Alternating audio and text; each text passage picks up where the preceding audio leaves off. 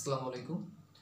আমরা আজকে যে বিষয়টি নিয়ে কথা বলবো সেটি হচ্ছে ধাতু নিষ্কাশন। আমরা এসএসসি রসায়নে অধ্যায় 8 এ রসায়ন ও শক্তি অধ্যায়ে এই অংশটা পাবো।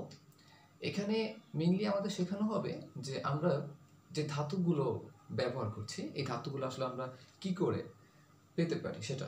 ধাতু কিন্তু আমরা এত সুন্দরভাবে কিন্তু পাই না প্রকৃতিতে। ধাতুগুলো আমরা বিভিন্ন অক্সাইড, বিভিন্ন সালফেট, বিভিন্ন কার্বনেট পদার্থ রূপে পাই। অর্থাৎ ধাতুগুলোকে আমরা যৌগ আকারে পাই, এরকম মৌলিক আকারে পাই না। তো এই যে যৌগিক পদার্থ আকারে ধাতুগুলোকে পাচ্ছি সেখান থেকে ওই মৌলটাকে আলাদা করে নিয়ে আসা, এটাই হচ্ছে ধাতু নিষ্কাশন করা। ওকে, এবং এই কাজটা করা হয় হচ্ছে তড়িৎ বিশ্লেষণ পদ্ধতিতে। খুবই সিম্পল একটা কাজ, আমরা একটু চেষ্টা করে দেখি, ইনশাল্লাহ পারবো। তাহলে আজকে আমরা একটি ধাতু নিষ্কাশন করব যার নাম হচ্ছে অ্যালুমিনিয়াম। আমরা এইভাবে অ্যালুমিনিয়ামের মতো aluminium, iron, copper, zinc, any kind of যত ধাতু আছে আমরা তাদেরকে কিন্তু নিষ্কাশন করতে পারি। তো ধাতু নিষ্কাশন করার জন্য আমাদের কি করতে হবে? আমাদেরকে প্রথমেই হচ্ছে ওই ধাতুর যে আকরিক, সেই আকরিকটা সংগ্রহ করতে হবে। এখন আকরিক বলতে কি বোঝায় এটা একটু ব্যাখ্যা করে দিই। আকরিক হচ্ছে এমন একটা যৌগ যেই যৌগ থেকে ওই ধাতুর পরিমাণ সবচেয়ে বেশি আছে এবং খুব সহজ ধাতুটাকে নিষ্কাশন করা যায় এমন একটি যৌগ। অর্থাৎ আকরিক হচ্ছে একটি যৌগিক পদার্থ এবং এটা এমন ধরনের যৌগিক পদার্থ যেই পদার্থের মধ্যে আমাদের কাঙ্ক্ষিত ধাতুটি সবচেয়ে বেশি পরিমাণের আছে। এবং সাধারণত আকরিকগুলো কেমন হয়? আকরিকগুলো হয় কোনো অক্সাইড বা সালফাইড বা কার্বনেট বা নাইট্রেট, এইগুলোই হয় হচ্ছে আকরিক। যেমন অ্যালুমিনিয়ামের আকরিক হচ্ছে অ্যালুমিনিয়াম অক্সাইড, যার বাণিজ্যিক নাম হচ্ছে বক্সাইট। এটাকে বক্সাইটও বলা হয়। এটা হচ্ছে অ্যালুমিনিয়াম অক্সাইড বা একে অ্যালুমিনাও বলা হয়। তো এই অ্যালুমিনিয়াম অক্সাইডের মধ্যে অ্যালুমিনিয়ামের পরিমাণটা অনেক বেশি থাকে। তাহলে এখান থেকে আমরা খুব সহজে কি করতে পারি? আমরা অ্যালুমিনিয়াম কি করতে পারি? পেতে পারি। তাহলে আজকে আমরা হচ্ছে এই অ্যালুমিনিয়াম অক্সাইড থেকে অ্যালুমিনিয়ামটা কিভাবে পেতে হয় সেটা আমরা দেখব। এই জন্য আমাদের কি করতে হবে? আমাদের হচ্ছে একটি পাত্রে, সেটা হতে পারে সিরামিকের অর্থাৎ চীনামাটির তৈরি হতে পারে বা কোনো কাঁচ পাত্র বা এমন কোনো পাত্র যেটা অনেক বেশি কি করতে পারে, তোমার হচ্ছে অনেক বেশি মানে বিদ্যুৎ অপরিবাহী এবং যেন তাপ ধরে রাখতে পারে। কারণ বিদ্যুৎ পরিবাহী হলে আমাদের জন্য এটা খুব বিপজ্জনক হয়ে যাবে, আমরা ওই পাত্রকে স্পর্শ করতে পারবো না। কারণ আমাদের এই কাজটা বিদ্যুৎ শক্তি চালনা করেই করতে হবে। আর তড়িৎ বিশ্লেষণ পদ্ধতিটা কি সেটা আমি একটু ছোট করে বলে দিই। তড়িৎ বিশ্লেষণ পদ্ধতি হচ্ছে এমন একটি প্রক্রিয়া যে প্রক্রিয়ার মাধ্যমে বিদ্যুৎ শক্তিকে ব্যবহার করে বা বিদ্যুৎ শক্তি চালনা করে কোনো পদার্থের মধ্যে রাসায়নিক বিক্রিয়াটাকে ঘটানো হয়। অর্থাৎ তড়িৎ শক্তি ব্যবহার করে যদি আমরা কোনো পদার্থের মধ্যে রাসায়নিক বিক্রিয়া ঘটাই তাহলে সেটিকে বলা হবে তড়িৎ বিশ্লেষণ প্রক্রিয়া। অর্থাৎ অ্যাজ এ শর্ট বা ইন শর্ট বলতে পারি তড়িৎ এর সাহায্যে বিশ্লেষণ, বিদ্যুৎ দ্বারা বিশ্লেষণ করা। ওকে, তো আমরা একটি পাত্রের মধ্যে আমরা যেই পদার্থটার আমরা হচ্ছে আকরিক নির্ণয় করব, আকরিকটা আমরা নিষ্কাশন করব, সেই পদার্থটার আমরা গলিত অবস্থা নিব। অর্থাৎ আমাদের যে আকরিক, সেই আকরিকটার আমরা গলিত বা দ্রবীভূত অবস্থাটা নিব। সো গলিত নিলে খুব বেশি ভালো হয়, দ্রবীভূত নিলে কারণ পানি থাকে, এই জন্য এটা থেকে নিষ্কাশন করাটা একটু জটিল হয়ে যায়। তাহলে আমরা এখানে কি করবো? আমরা এখানে গলিত অ্যালুমিনিয়াম অক্সাইড বা বক্সাইডটাকে নিব। তাহলে গলিত মানে কি বোঝাচ্ছে? তরল অবস্থায় আছে, গলিয়ে ফেলা, কঠিন না। এখন তার মধ্যে আমাদেরকে দুইটি তড়িৎ দ্বার নিতে হবে। তড়িৎ দ্বার মানে হচ্ছে আসলে বিদ্যুৎ যাওয়া আসা করতে পারে বা বিদ্যুৎ সাপ্লাই দেওয়া হয় কোনো একটা পাত্রের মধ্যে বা কোনো একটা তরলের মধ্যে বা কোনো একটা দ্রবণের মধ্যে বিদ্যুৎ সাপ্লাই করা হয় যে দণ্ডটার সাহায্যে, সেটাকে বলা হয় তড়িৎ দ্বার। এটাকে ইংরেজিতে বলা হয় ইলেকট্রোড। তড়িৎ দ্বার দুই ধরনের হয়, একটি হচ্ছে অ্যানোড আর একটি হচ্ছে ক্যাথোড। সো অ্যানোড কোনটা? ব্যাটারির ধনাত্মক প্রান্তের সাথে কানেক্টেড যে তড়িৎ দ্বার সেটাকে বলা হয় অ্যানোড, আর ব্যাটারি ঋণাত্মক প্রান্তের সাথে কানেক্টেড যেটা সেটাকে বলা হয় ক্যাথোড। যেহেতু ব্যাটারির বা বিদ্যুৎ উৎসের ধনাত্মক প্রান্তের সাথে সংযুক্ত, তাহলে এটা অবশ্যই ধনাত্মক চার্জিত অবস্থায় আছে। এটা ব্যাটারির ঋণাত্মক প্রান্তের সাথে কানেক্টেড বা তড়িৎ উৎসের ঋণাত্মক প্রান্তের সাথে কানেক্টেড আছে। সো দ্যাটস ওয়াই এটা কিন্তু ঋণাত্মক চার্জে চার্জিত আছে। এখন এই যে ধনাত্মক ঋণাত্মক চার্জের কারণে আসলে কি ঘটলো? এর কারণে এই যৌগের মধ্যে থাকা দুই ধরনের আয়ন দুই মুখী কি হবে? যাতায়াত করবে। দুই ধরনের আয়ন দুই দিকে যাওয়া আসা করবে, অর্থাৎ সেপারেট হয়ে যাবে। যেমন এই অ্যালুমিনিয়াম অক্সাইড যখন এর মধ্যে তড়িৎ চালনা করা হয় তখন এটি দুইটি আয়নে ভেঙে যায়, অর্থাৎ অ্যালুমিনিয়াম অক্সাইড Al2O3, এটাকে আমরা ভাঙলে কি পাবো? পাবো হচ্ছে দুইটি আয়ন, একটা হচ্ছে অ্যালুমিনিয়াম আয়ন আর একটা হচ্ছে আমরা অক্সিজেন আয়ন। যেটা সমতাকরণ করতে পারি আমরা। সমতাকরণ এখানে হবে 2Al3, এখানে হচ্ছে এইটা। সেখানে এখানে দুইটি আয়ন পাবো। তো এখন এই যে আমরা দুইটি আয়ন পেলাম, আমরা এখানে এই যে আয়নটা, তো এই আয়ন দুইটা দুই দিকে কিন্তু অগ্রসর হবে।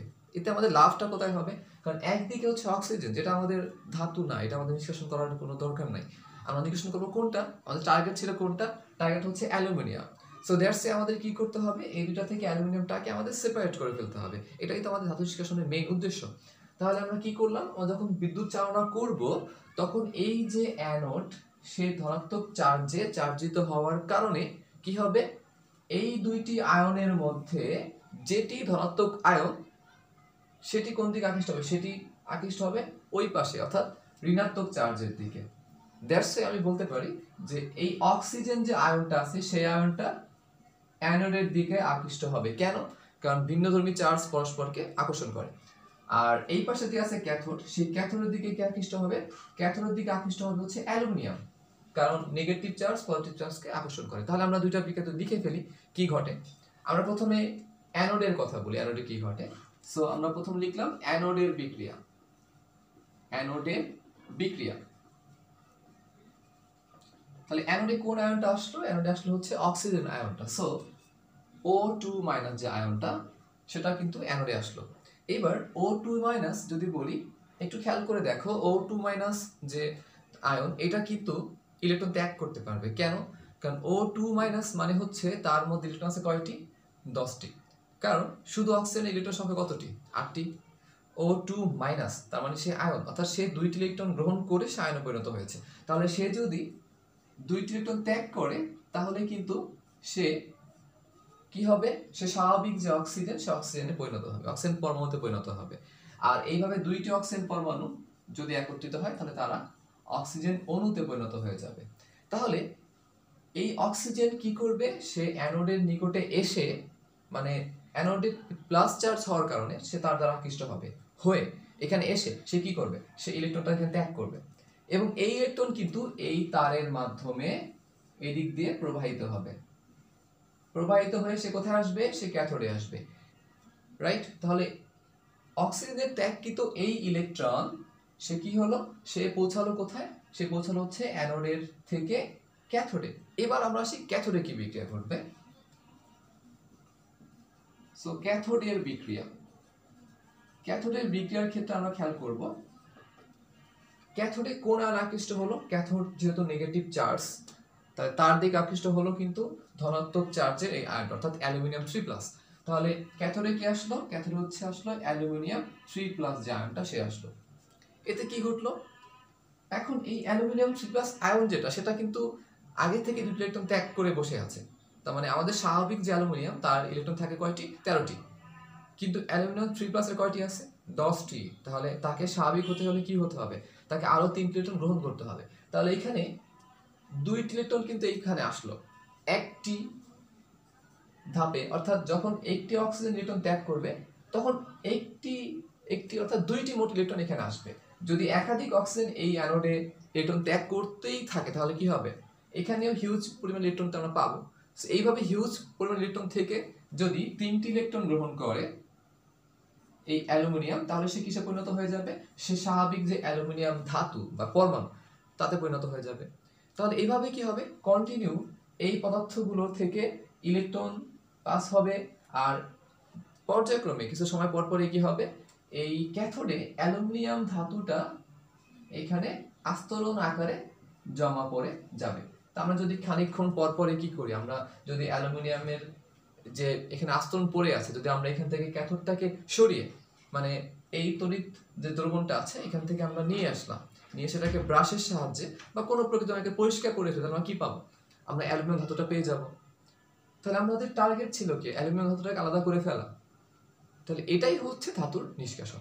এখন আমরা এখানে একটু দেখবো আমাদের এইখানে এই বিক্রিয়ায় কোথাও জারণ বা কোথাও বিজারণ ঘটছে কিনা। সো খুবই সিম্পল, আমরা যদি বলি জারণ বিক্রিয়া, জারণ মানে কি? আমরা শর্ট করে মনে রাখতে পারি যে জারণ মানে হচ্ছে ছাড়ন। কার ছাড়ন? ইলেকট্রনের ছাড়ন। তাহলে যে বিক্রিয়া ইলেকট্রন ছেড়ে দেওয়া হয় সেটা হচ্ছে জারণ। তাহলে বিপরীতটা কি হবে? ইলেকট্রন গ্রহণ। তাহলে যে বিক্রিয়া ইলেকট্রন গ্রহণ করা হয় সেটা হচ্ছে বিজারণ। তাহলে ইলেকট্রন ত্যাগ কোথায় হয়েছে বা ছাড়া কোথায় হয়েছে? এই স্থানে ইলেকট্রন ত্যাগটা হয়েছে। তাহলে অ্যানোডের বিক্রিয়াটা কি? জারণ বিক্রিয়া। আর এখানে কি হচ্ছে, ইলেকট্রনটা গ্রহণ হয়েছে, তাহলে এটা কি ধরনের বিক্রিয়া হচ্ছে, এটা হচ্ছে বিজারণ বিক্রিয়া। তাহলে অ্যানোডে হচ্ছে জারণ বিক্রিয়া ঘটেছে আর ক্যাথোডে বিজারণ বিক্রিয়া ঘটেছে। তার মানে তড়িৎ বিশ্লেষণ করার সময় কি হয়, এটাও জারণ বিজারণ বিক্রিয়াটাই কিন্তু ঘটে, মানে এইখানেও জারণ বিজারণ বিক্রিয়া, মানে আমাদের আর ছাড় দিল না জারণ বিজারণ বিক্রিয়াটা, সবসময় এটা আমাদেরকে খুব বেশি প্যারাই দিতে হচ্ছে, তাই তো। এনিওয়ে, তাহলে আজকে এইটুকুই ছিল। আমরা এরপরে ধাতু বিশুদ্ধকরণটা শিখবো, তড়িৎ পরিপন্থীটা শিখবো ইনশাল্লাহ পর্যায়ক্রমে। তো সবাইকে অনেক অনেক ধন্যবাদ সাথে থাকার জন্য। আর আমি চেষ্টা করবো কন্টিনিউ সবগুলো ক্লাস পর্যায়ক্রমে আপলোড করার, মানে ফিজিক্স, কেমিস্ট্রি, বায়োলজি এগুলো কন্টিনিউভাবে করার। তোমরা দেখো, আই উইশ ইনশাআল্লাহ তোমাদের কাজে লাগবে। সেই পর্যন্ত সবাই ভালো থাকো, সবার জন্য অনেক অনেক দোয়া রইলো, শুভকামনা রইলো। খোদা হাফেজ, আসসালামু আলাইকুম।